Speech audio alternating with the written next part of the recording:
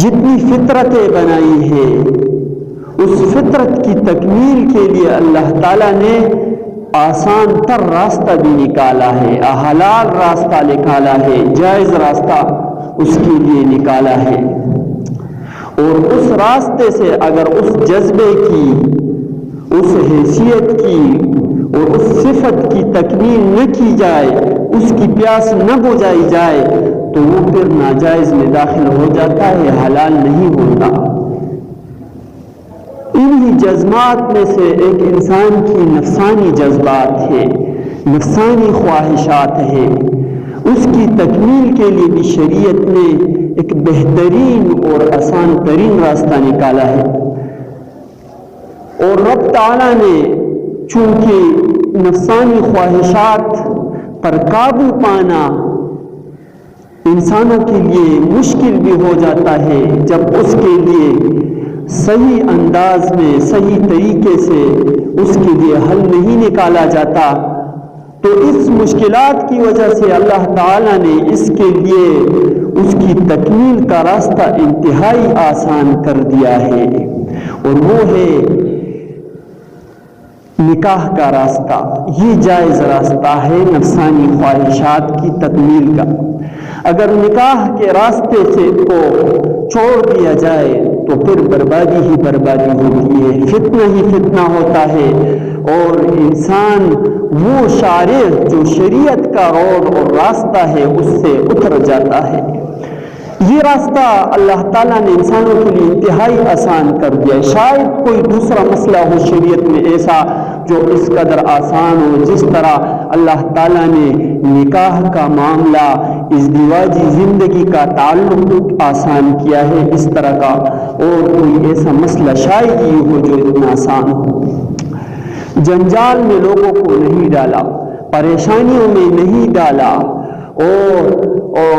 لمبی تدبیروں میں انسان کو نہیں ڈالا، بلکہ نکاح کا معاملہ اتنا آسان کیا ہے شریعت نے، زنا کے روک تھام کے لیے، خودکشیوں کے روک تھام کے لیے، اور ماحول کو بدکاریوں کی آلودگی سے بچانے کے لیے اللہ تعالیٰ نے اتنا آسان کر دیا ہے کہ ایجاب اور قبول اور دو گواہوں سے ہی نکاح منعقد ہو جاتا ہے۔ اور قرون اولیٰ میں اسی آسانی پر عمل کیا گیا تھا۔ آج کل ہم نے نکاح کا معاملہ اتنا مشکل بنا دیا ہے، اتنا مہنگا بنا دیا ہے کہ اللہ امان میں رکھے مسلمانوں کو۔ ابھی جو نکاح کا پروگرام ہوتا ہے کس انداز سے ہوتا ہے، شریعت کے ساتھ اس کا کیا تعلق ہے، کس قدر سادگی کی ضرورت ہے، اس کو دیکھنے کی ضرورت ہے۔ حضرات صحابہ رضوان اللہ تعالی علیہم اجمعین بڑی سادگی سے خود نبی اکرم صلی اللہ علیہ وسلم کا نکاح دیکھیے۔ آپ کی بیوی حضرت عائشہ رضی اللہ تعالی عنہا خود مالدار، آپ کے والد بھی مالدار، مشہور اور معروف تاجر حضرت ابوبکر صدیق رضی اللہ تعالی عنہ۔ نبی علیہ الصلوۃ والسلام کی نکاح کا معاملہ اتنا آسان تر، فرماتے ہیں حضرت عائشہ رضی اللہ تعالیٰ عنہ خود فرماتی ہے، جب میری نکاح کا معاملہ آیا، میری رخصتی کا معاملہ آیا، تو میں باہر اپنی سہیلیوں کے ساتھ جھولا جھول رہی تھی، کھیل رہی تھی کہ میرے نکاح کا پیغام جب آیا، میری والدہ نے مجھے گھر پر بلایا اور بلا کر مجھے دھلایا، میرا منہ صاف کیا، میرے بال صاف کیے، اور پھر انصاری عورتیں کچھ آئی ہوئی تھی، انہوں نے مجھے مبارکباد دی اور پھر چند ہی لمحے میں مجھے رخصت کر دیا۔ یہ نکاح ہے سرور کونین صلی اللہ علیہ وسلم، سردار الانبیاء کا، جن کے پاس کچھ کمی نہیں تھی، اور آپ کی اہلیہ جن کے والد گرامی مشہور تاجر، پیسوں کی کمی نہیں تھی، مال کی کمی نہیں تھی، لیکن سادگی کا یہ معاملہ۔ ایک قصہ روایات میں دوسرا بھی آیا ہے صحابہ کا کہ حضرت ابو دردہ رضی اللہ تعالیٰ عنہ اور دوسرے ہے حضرت سلیمان فارسی رضی اللہ تعالیٰ عنہ، دونوں میں مواخات قائم کیا، دونوں کو اللہ کے نبی نے بائی بائی بنایا۔ ہجرت کے بعد انصار اور مہاجرین کو حضور صلی اللہ علیہ وسلم نے ایک دوسروں کو ابائی بنا دیا، بائی بندی کر لی گئی۔ تو حضرت ابو دردہ رضی اللہ تعالیٰ عنہ، حضرت سلیمان فارسی رضی اللہ تعالیٰ عنہ، ان نے بھی مواخات قائم کی۔ پھر اس کی فکر اس کی ہوئی اور اس کی ہوئی، دونوں آپس میں اپنے معاملات بھی بانٹنے لگے، اپنے ایک دوسرے کے ساتھ تعاون بھی کرنے لگے، ایک دوسرے کے ساتھ ہاتھ بٹانے بھی لگے، حقیقی بھائی بن گئے بالکل ہی۔ تو حضرت سلیمان رضی اللہ تعالیٰ عنہ کا ابھی تک نکاح نہیں ہوا، اور نہیں ابو دردہ رضی اللہ تعالیٰ عنہ کا نکاح ہوا۔ حضرت ابو دردہ رضی اللہ تعالیٰ عنہ اپنی بائی کی نکاح کے لیے رشتہ ڈھونڈنے کے لیے گھر میں گئے، اور وہاں ان کو مناسب لگا کہ یہیں پر حضرت سلیمان فارسی رضی اللہ تعالیٰ عنہ کا نکاح ہو جائے۔ گئے ان کے گھر میں، ان سے بات چیت کی مناسب طریقے سے، اور ان کو بتایا کہ حضرت سلیمان فارسی رضی اللہ تعالیٰ عنہ ہے، رسول کے صحابی ہے، ان کی فضیلتیں بیان فرمائی، اور فرمایا کہ میں نکاح کی اس آپ سے رشتے اور ناطے کی غرض سے آیا ہوں اس کے لیے۔ تو کتنی سادگی تھی، سادگی کو ذرا دیکھیے، نہ جرگے گئے، نہ باقی رشتہ داروں کر لے کر کے، سادگی تھی۔ اور وہ بھی برا نہیں سمجھ رہے تھے کہ اب ہمارے گھر میں آئے، نہ بڑھائی دکھائی، غور سے ان کی بات سنی، اور پھر آمادگی کو دیکھیے۔ گھر والوں نے کہا کہ ان کے لیے تو ہم تیار نہیں ہیں، البتہ اگر آپ کرنا چاہتے ہو تو ہم آپ کی نکاح میں اپنی بیٹی کو دینا پسند کریں گے۔ پھر انہوں نے بھی کسی سے پھر جو لمبے چوڑے مشورے ہوتے ہیں، منصوبے ہوتے ہیں، نہ گھر گئے، نہ کسی دوست سے ملے، ساتھ ایک عبادت سمجھی جاتی تھی۔ نکاح کا معاملہ قرون اولیٰ میں، پہلے زمانوں میں اللہ والوں میں یہ ایک عبادت سمجھا جاتا تھا۔ اور جیسے ہم نماز پڑھتے ہیں، جرگوں کی ضرورت اس کے لیے نہیں ہوتی، کسی کو بتانے کی بھی اتنی بڑی لمبی چوڑی فہرستوں کی ضرورت نہیں ہوتی، ایک عبادت ہے، کر لیا بہت اچھی بات ہے۔ تو انہوں نے اسی بات پر عمل کیا۔ آج کل عبادت سے تو یہ نکل کر گناہوں کی فہرست میں داخل ہو گیا ہے۔ تو جب گھر والوں نے ان سے کہا آپ کے لیے تو ہم آمادہ ہے، البتہ سلیمان فارسی رضی اللہ تعالیٰ عنہ کے لیے ہمارا مزاج نہیں ہے، تو انہوں نے اس وقت تھی سادگی تھی، انہوں نے کہا ٹھیک ہے، وہ بھی آمادہ ہو گئے، اور اسی وقت ان کا نکاح ہوا، ایجاب و قبول ہوا، رضا بالقضاء، انہوں نے اپنی دلہن لے کر اپنے گھر لے گئے، یہ سادگی تھی۔ پھر جا کر حضرت سلیمان فارسی رضی اللہ تعالیٰ عنہ سے ملے اور فرمایا شرمندگی کے ساتھ، کیونکہ گئے تو ان کے رشتے کے لیے تھے، آئے تو فرمایا شرمندگی کے سے، میں بہت شرمندہ ہوں کہ میں تو گیا آپ کے لیے تھا، لیکن وہ آپ کے لیے دینے پر راضی نہیں تھے، وہ مجھے دے رہے تھے، مجھے بھی ضرورت تھی، تو میں نے معاملہ ان کے ساتھ طے کر لیا۔ حضرت سلیمان فارسی رضی اللہ تعالیٰ عنہ کو دیکھیے، فرماتے ہیں کوئی بات نہیں، میں آپ پر شرمندہ ہوں، میں آپ کے سامنے شرمندہ ہوں کہ تقدیر میں وہ تیرے لیے لکھی گئی تھی اور میں اس کے لیے کوشش کر رہا تھا۔ تو یہ بائی بندی کی بات ہوتی ہے، یہ سادگی کی بات ہوتی ہے۔ ایک دوسرے صحابی ہے حضرت عبد الرحمن ابن عوف رضی اللہ تعالیٰ عنہ، غالباً ان کی نکاح کا معاملہ بھی عجیب ہے۔ جس طرح ہم یہاں پر کاٹ چاپتے ہیں اور دور دراز کے لوگوں کو جمع کرتے ہیں، اعلان کرتے ہیں، جہیز کا سامان دکھاتے، کچھ نہیں، نہ ڈول ہوتے ہیں، نہ باجے ہوتے تھے، نہ اپیلیں دور دراز کی جاتی تھی، اور نہ جو ہے ولیمے تیسرے چوتھے دن تک جو ہے دراز کی جاتی تھی، بس فوراً ہی معاملہ عبادت کا ہوتا تھا، نمٹا دیا جاتا تھا۔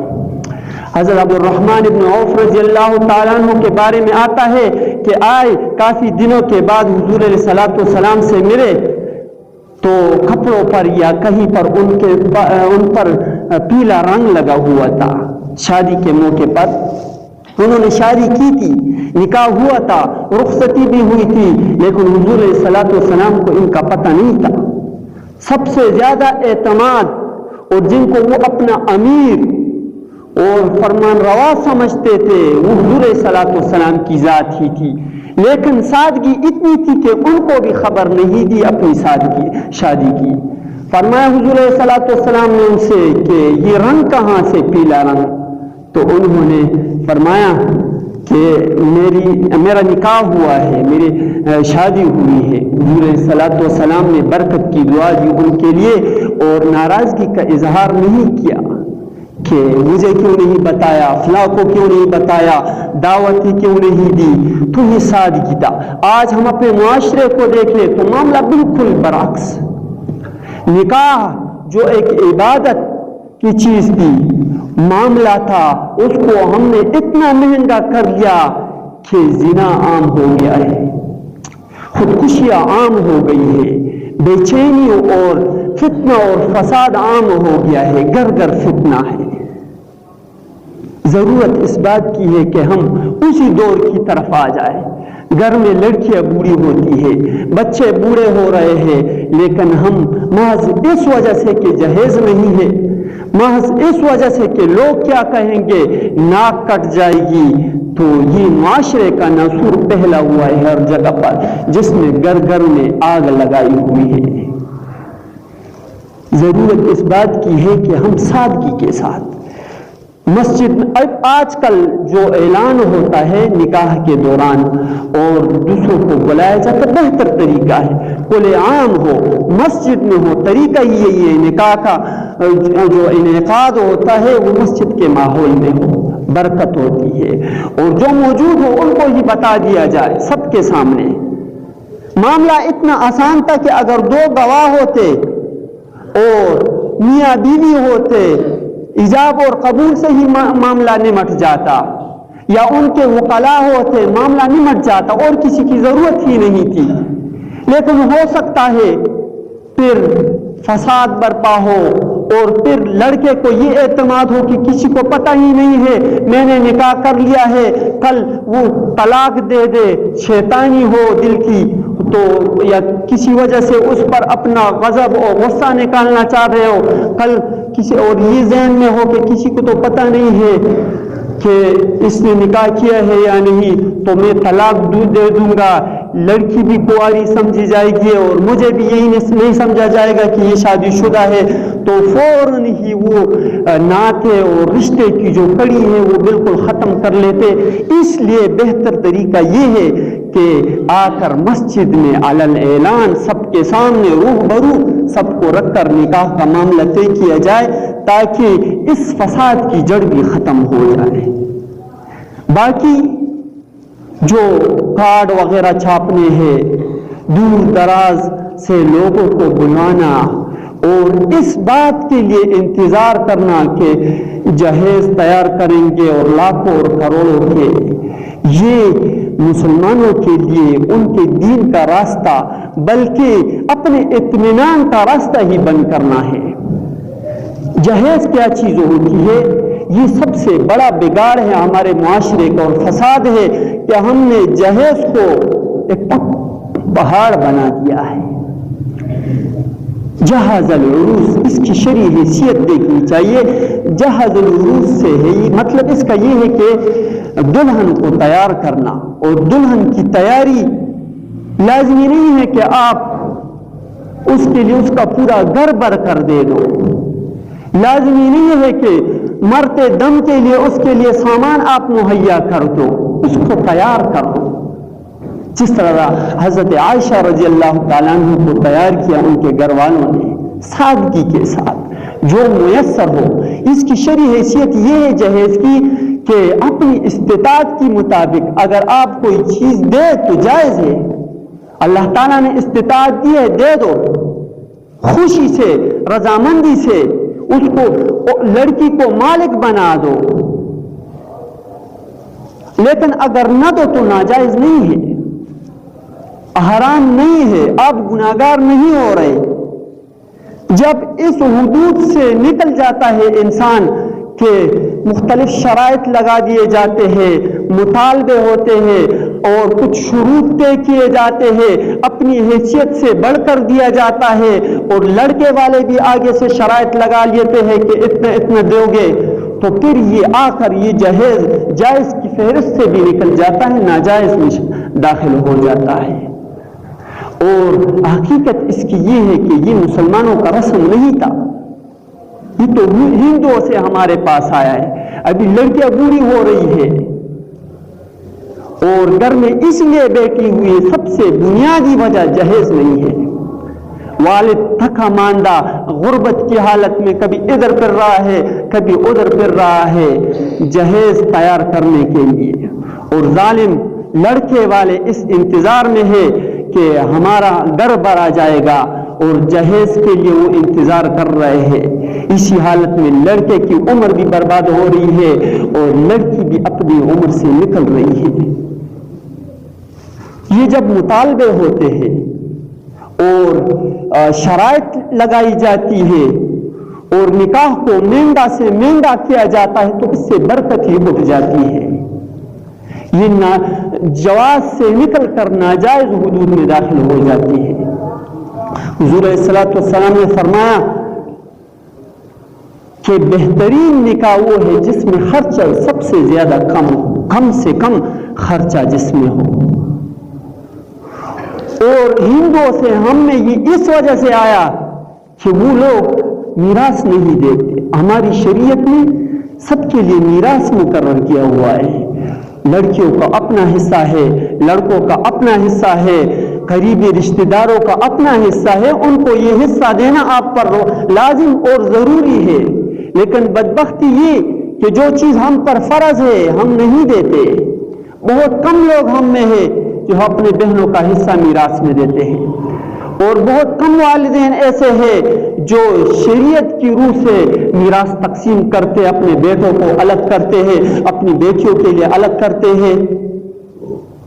اور جہیز جو دیتے ہیں وہ اس وجہ سے نہیں دیتے، اکثریت کی بات ہو رہی ہے، ہوتے ہیں اللہ والے بھی اور درد رکھنے والے بھی، محبت رکھنے والے بھی، کہ اپنی بیٹوں سے محبت رکھ کے ان کے لیے بڑا چڑھا کر جہیز بھی دیتے ہیں، ولیمے بھی دیتے ہیں، لیکن اکثریت معاشرے میں ایسی ہے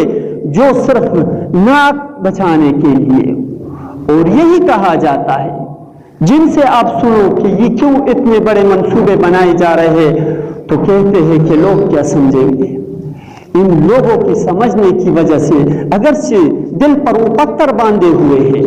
دل سے راضی نہیں ہے، دل سے خوش نہیں ہے، پھر نتیجہ یہ ہوتا ہے کہ قرض لے کر اور سود پر قرض لے کر، یہ تو بالکل ہی حرام میں داخل ہو جاتا ہے کہ قرض لے کر اپنی گنجائش ہے نہیں، دوسروں سے قرض لے کر جمع کر کے اپنی غربت کی حالت میں نہ اپنا خیال، نہ اپنے قبر کی فکر، نہ اپنے باقی اولاد کی فکر، اور ایک بچی کے خاطر کہ ناک بچانے کے لیے، معاشرے میں زندہ رہنے کے لیے وہ قرض لے کر اپنے اوپر بوجھ بنا دیتے ہیں، اور پوری زندگی پر وہ قرض اپنے اوپر سے نہیں اتار سکتے۔ دلی خواہش نہیں ہوتی، رضامندی نہیں ہوتی، اور نتیجہ پھر اس کا کیا ہوتا ہے کہ اس پر تو پہلے سے قرض ہے، وہ تو مرتے دم تک اس کو ادا نہیں کر پاتا، ادا کرنا شروع کر دیتا ہے، دوسری بیٹی کی باری آتی ہے، اس کو اس کے لیے بھی پھر مانگنا ضروری ہو جاتا ہے، تیسری ہوتی ہے اس کے لیے بھی مانگنا ضروری ہوتا ہے، یہ نہ تھمنے والا نہ ختم ہونے والا سلسلہ شروع ہو جاتا ہے، پھر موت کی دہلیز تک پہنچ جاتا ہے، بوڑھا ہو جاتا ہے، اور جب بوڑھا ہو جاتا ہے تو ایک پیچھے ترکہ ہی رہتا ہے، تو ترکے میں پھر ان کو کیا دے گا؟ ان کے لیے تو کچھ نہیں بچے گا، وہ ان سے لیں گے، مقروض لوگ لے لیں گے، اور زیادہ سے زیادہ لیں گے، ان کے بیٹے لے لیں گے، بیٹیوں کی پھر فکر ہی نہیں، وہ میراث سے محروم ہو کر چلی جاتی ہے۔ اگر یہ جہیز نہ دیتے گناہ نہ تھا اس کے لیے، لیکن میراث نہ دے کر اس نے اپنے قبر کو انگاروں سے بھر دیا ہے،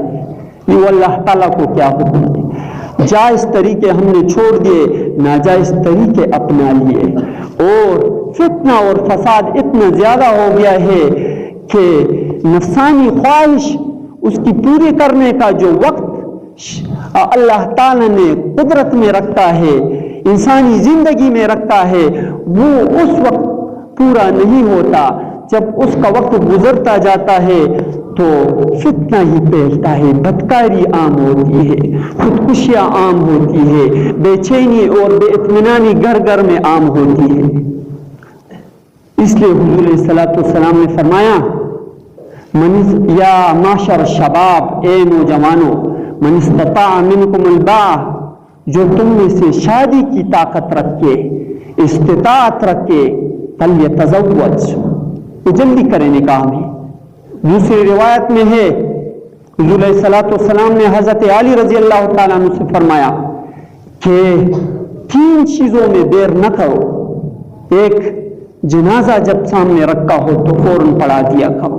جب بندہ مر جائے تو فوراً تاخیر کرنے کی گنجائش نہیں ہے۔ شریعت کا حکم یہ ہے کہ جلد از جلد اس کو اللہ تعالیٰ کے حوالے کرو۔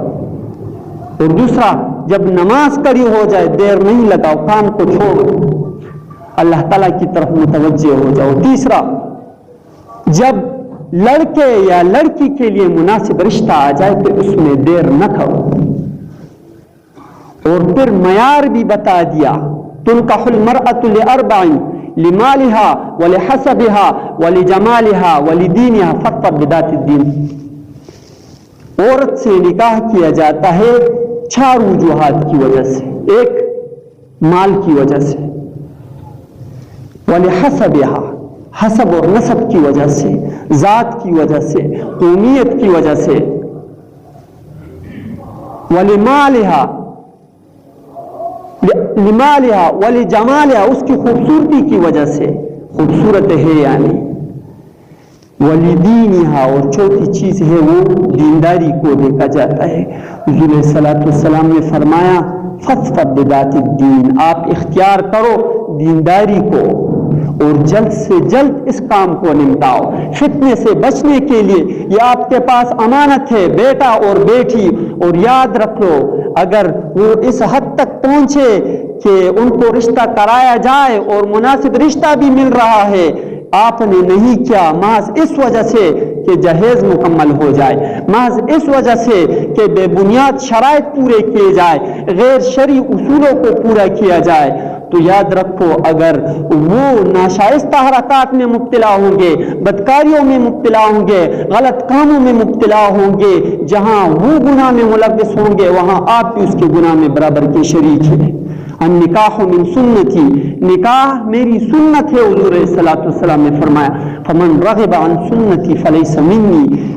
جس نے میری اس سنت سے اعراض کیا وہ مجھ میں نہیں ہے۔ اور سنت سے اعراض یہ بھی ہے کہ بے جا تاخیر کر دینا اور بچے کی عمر کو بھی نکال دینا اور بچیوں کی عمر کو بھی نکال دینا۔ میں نے بتا دیا کہ اس کا نتیجہ 3 صورتوں میں آتا ہے، زنا عام ہو جائے گا، بدکاری عام ہو جائے گی۔ یہ زنا جتنا بھی عام ہو گیا بنیادی وجہ یہی ہے کہ بر وقت شادی نہیں ہوتی، بر وقت بچوں کو اپنی جگہ تک نہیں پہنچایا جاتا، بچیوں کو نفسانی خواہشات پورے کرنے کا جو حق شریعت نے دیا ہے وہ نہیں دیا جاتا، مجبور ہو جاتے ہیں۔ اور جب ہر طرف سے راستے بند ہوتے ہیں تو پھر ایک ہی راستہ ہوتا ہے خودکشی کا۔ خودکشیاں بھی اسی وجہ سے عام ہو رہی، رابطوں کی وجہ سے، ناجائز تعلقات کی وجہ سے، اور جب ادھر تک پہنچنے میں راستے بند ہو جاتے ہیں تو پھر ایک ہی راستہ رہتا ہے کہ خودکشی کا، اور یہ ذریعہ ہوتا ہے والدین کے لیے الگ مصیبت کا، پریشانی الگ رہتی ہے، ان کی نیندیں اڑ جاتی ہے۔ تو شریعت کا جو سیدھا اور سادہ راستہ ہے، ضرورت